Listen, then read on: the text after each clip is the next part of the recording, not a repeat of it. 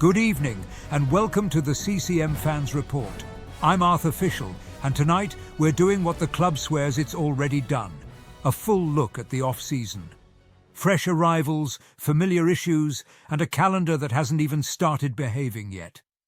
Central Coast Mariners enter 2025-26 with plenty of moving parts.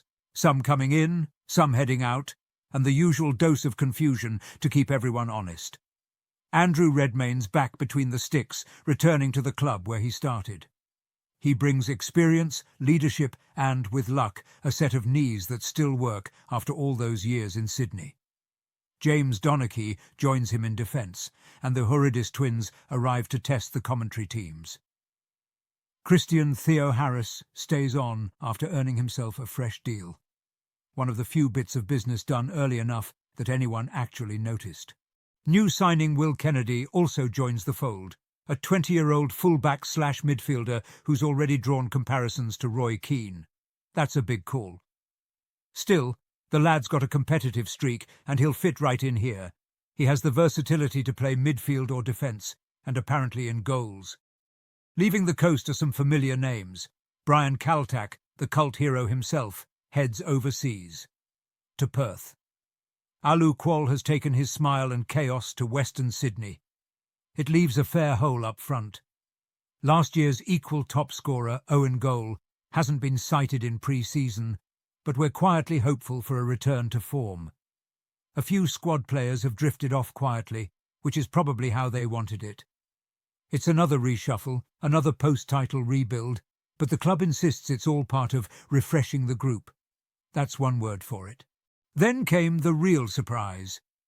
Mark Jackson resigned a week before round one, apparently to pursue opportunities overseas, a phrase that's doing a lot of heavy lifting. The timing was pure Mariners. Too late to panic properly, too early to pretend it's fine. In his place steps former defender Josh Rose, who at least knows which way Gosford faces. The club thanked Jackson for his service and assured everyone the team remains focused. It's the sort of sentence you only hear when no one is. On the field, pre-season was a mixed bag. 1 win, 1 draw, 3 losses, including a 3-0 reality check from Wellington on Fan Day. The 1-0 win over Sydney FC was a bright spot, even if it came with the usual "we dominated but didn't score enough" caveat. Brightest of all was seeing young Hayne Eames back out there. The kid looks the real deal. Trent Sainsbury's still out long-term with the Achilles injury, which means the defence will have to find a new grown-up for a while. Storm Roux is back fit, which helps, and otherwise it's a clean slate on the injury front. No suspensions either, always a good start before someone fixes that in week 1. Off the field, things remain murky. Richard Peel handed the keys back to Mike Charlesworth about a year ago, and no one's quite sure who's been driving since. The club hasn't said a word, no statements, no ownership update, not even a polite "nothing to see here." In the absence of information, the usual rumours have moved in, this time about Sydney Olympic sniffing around a takeover, though nothing official has surfaced. Meanwhile, whispers of late player payments and membership numbers heading south have done little to calm anyone. It's business as usual in name only, and from the outside it's hard to tell who's steering it. Still, the new arrivals talk a good game. Andrew Redmayne called his return a fairy tale moment, which sounds nice, until you remember most fairy tales start with someone getting eaten. Trent Sainsbury's message was simpler. Keep focus, ignore the noise, play football. He's right. For all the drama, this club's best work has always been done when no one expected much.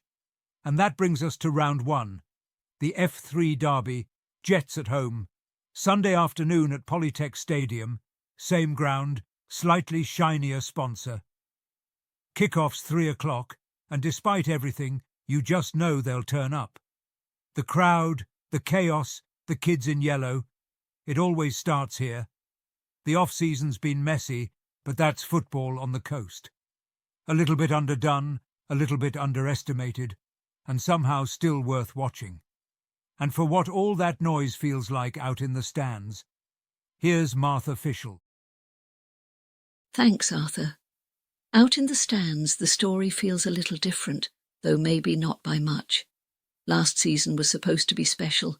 20 years of the Mariners, 2 decades of this little club surviving, succeeding, and somehow still standing. It should have been a moment to feel proud.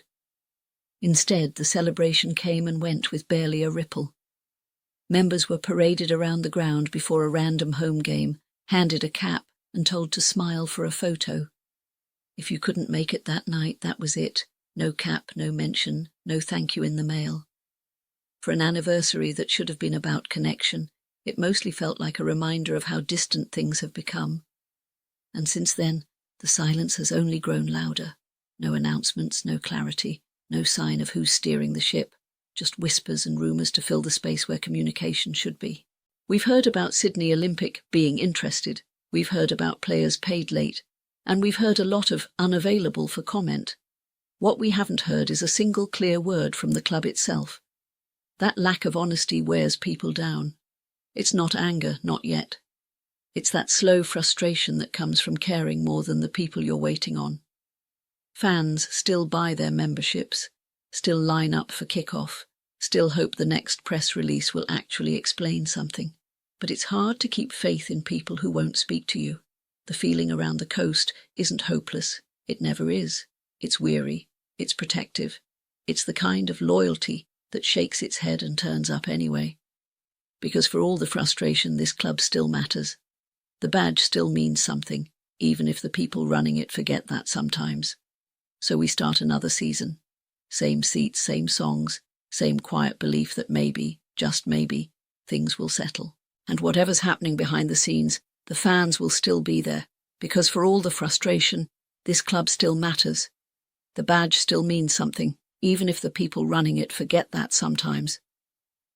Arthur, perhaps they'll start talking to the fans again soon. They might, Martha, though history suggests they'll wait until there's nothing left to say. For what the numbers think of all this, here's analytics. Thanks, Arthur.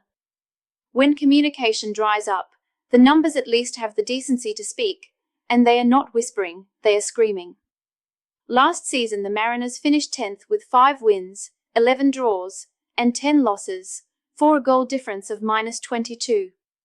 Only 2 teams conceded more, and only 2 scored fewer.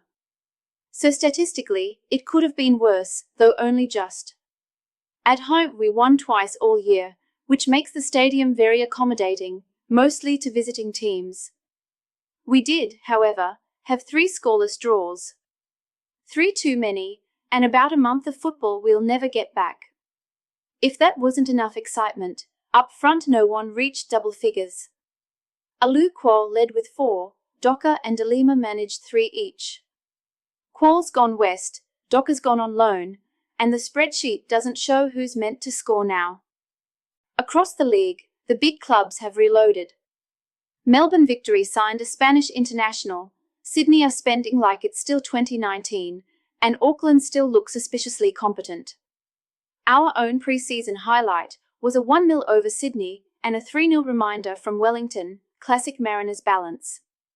Bookmakers have us at 26-1 to win the title. Long odds, but for this club that's practically encouragement. The same models that wrote us off in 2023 are still doing it now, which statistically means they'll probably be wrong again. Statistically speaking, the Mariners are due a surprise. The numbers predict pain, the trends point down, and the data looks tired, which usually means the Mariners are about to surprise everyone again. Statistically speaking, Anna, that's optimistic. Brave, but optimistic. That's it for our season preview. We'll be back ahead of round 1, assuming the club doesn't announce 3 new owners and a rebrand before then. Until next time, this has been the CCMFans Report.